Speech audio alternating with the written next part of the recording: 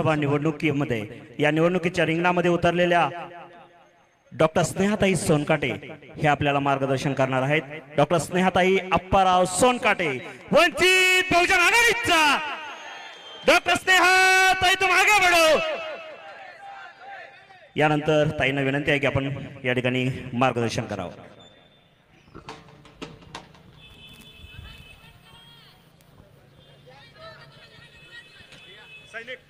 पुण्यश्लोक अहिल्यादेवी होळकर, राजमाता जिजाऊ, आई सावित्रीबाई फुले, आई रमाबाई आंबेडकर आणि या महाराष्ट्राचे कुलदैवत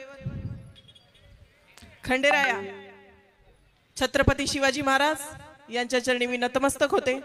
आणि ज्यांच्यामुळे मला संविधानाने अधिकार दिला, आमदारकीचा फॉर्म भरण्याचा अधिकार दिला आणि मी आमदार होणार आहे त्याचा अधिकार दिला, आणि मी ज्यांच्यामुळे मी डॉक्टर झाले, double graduate MDS ortho doctor झाले, ज्यांच्यामुळे मी महिला म्हणून तुमच्या हजारोच्या संख्येने बोलू शकते, या महामानवाला अभिवादन करते। डॉक्टर बाबासाहेब आंबेडकरांचा। बाळासाहेब तुम मागे बढो। आज आपल्यामध्ये कोण आहेत बांधवांनो? साक्षात बाबासाहेब आंबेडकरांचे नातू श्रद्धेय बाळासाहेब आंबेडकर यांचे सुपुत्र सुजात भैया आंबेडकर मला आशीर्वाद देण्यासाठी आलेले आहेत। या तुळजापूरचं किती मोठं भाग्य आहे।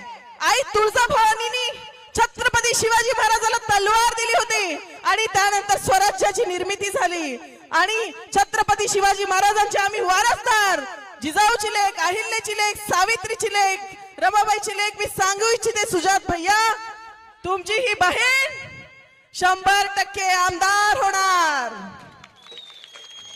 तुमचा स्वाभिमान श्रद्धेय बाळासाहेबांचं स्वप्न, डॉक्टर बाबासाहेब आंबेडकरांचं स्वप्न, स्वाभिमानी लेख पूर्ण करणार की नाही? करणार की नाही? आणि आपल्यामध्ये दुसरे ओबीसीचे योद्धे ज्यांनी जरांगे पाटलाला सळो की पळो करून सोडला, ते संघर्ष योद्धा, ओबीसीचा संघर्ष योद्धा नवनाथ वाघमारे साहेब आपल्यामध्ये आहेत। प्रस्थापितांना घाम फोडणारे नवनाथ वाघमारे साहेब आपल्यामध्ये आहेत।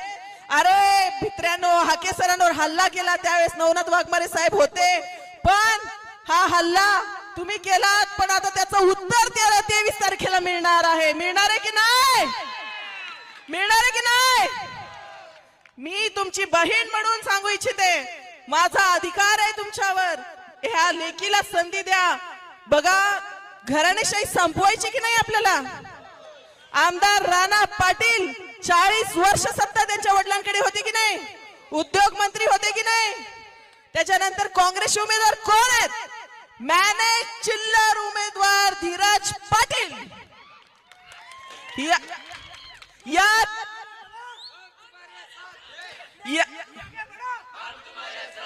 या चिल्लर उमेदवारासोबत माझी लढाई नाही सुजात भैया, माझी लढाई या भ्रष्टाचारी आमदार, विद्यमान आमदार राणा पाटील यांच्या सोबत आहे। चिल्लरला मी गिनत नाही। अरे या काँग्रेसने काय केलं? जेव्हा संविधान लिहिताना आमच्या बाप डॉक्टर बाबासाहेब आंबेडकरांना आरक्षणाला विरोध सगळ्यात पहिला काँग्रेसने केला, त्यामुळे या काँग्रेसचा मी जाहीर निषेध करते। त्याच्यानंतर त्याला साथ या भाजपच्या लोकांनी दिला आमच्या आरक्षणाला। आरक्षण संपवण्यासाठी संविधानाचा विरोध सध्या चालू आहे, ते या दोन्ही पक्षाला मिळून। आणि सगळ्यात मोठा जातीविडा कोण आहे? जातीवादी किडा शरद पवार।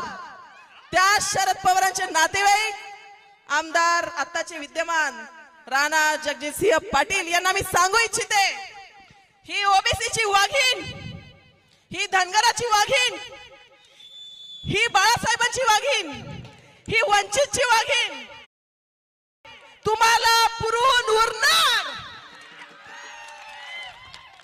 कसं? किती कागदी वाघ आले होते मैदानात? किती आले होते?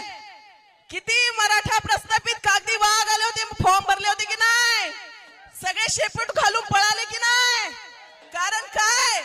कारण ओबीसीची वाघीण आमदार होणार आहे म्हणून घाबरून पळून गेले. पण घाबरू नका मित्रांनो. गरीब मराठा असेल, धनगर समाज असेल, 18 पगड जाती असतील, बौद्ध समाज असेल, सगळ्यांना मला सांगायचंय की तुमची लेक, तुमची बहीण मैदानात आहे. घराणेशाही संपवल्याशिवाय मी मैदान सोडणार नाही. बरोबर आहे का? बरोबर आहे की नाही? आज महिलांच्या साध्या आरोग्य केंद्रामध्ये डिलिव्हरी सुद्धा होत नाही. पीएचसी ला आरोग्य केंद्रामध्ये. बरोबर आहे का महिलांनो? आपल्याला दारू बंदी करायची की नाही? मी आमदार झाल्यावर पहिल्यांदा दारू बंदी करणार. ह्या राणा पाटलांचे दारूचे ठेके बंद करणार. आमच्या तालुक्याला सगळ्यात मागास ठेवण्याचं पाप ह्या घराण्याने केलंय. दोघं भाऊ धीरज पाटील, राणा पाटलांनी केलेलं आहे.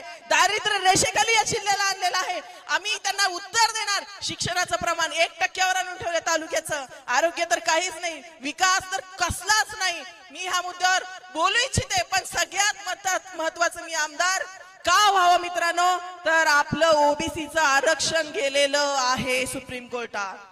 ते आरक्षण वाचवण्यासाठी मला आमदार व्हायचंय. बौद्ध समाज, मातंग समाज, एससी समाज, जे जाती येतात त्यांचं सुद्धा आरक्षण जाण्याच्या मार्गावर आहे. म्हणून बाळासाहेबांनी मला आशीर्वाद दिलाय. हे आरक्षणाची लढाई लढण्यासाठी तुला आमदार व्हावं लागेल, सभागृहात जावं लागेल. बरोबर आहे की नाही? जावं लागेल की नाही?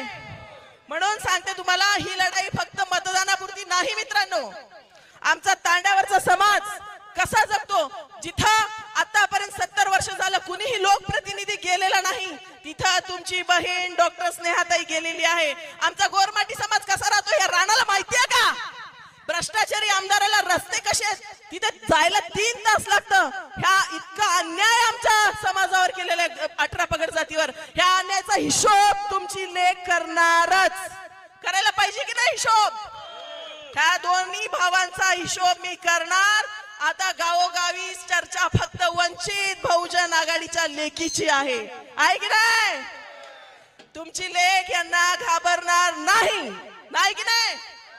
त्याच्यामुळे मी शब्द देते, आई तुळजाभवानीच्या साक्षीने मी तुम्हाला शब्द देते की मी कधीच तुम्हाला अंतर देणार नाही. तुळजापूर मतदारसंघातील लोकांना कायम तुमच्यासाठी लढत राहील आणि या प्रस्थापित घराण्याला सळो की पळो करल्याशिवाय राहणार नाही.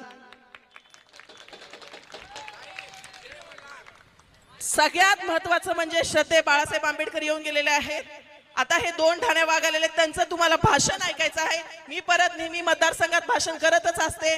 निवडणूक आयोगाचा कितीही दबाव आणण्याचा प्रयत्न केलाय राणा पाटलांनी आणि धीरज पाटलांनी, तरी पण ही जनता 23 तारखेला त्यांना उत्तर देणार आहे. देणार आहे की नाही? हो ना?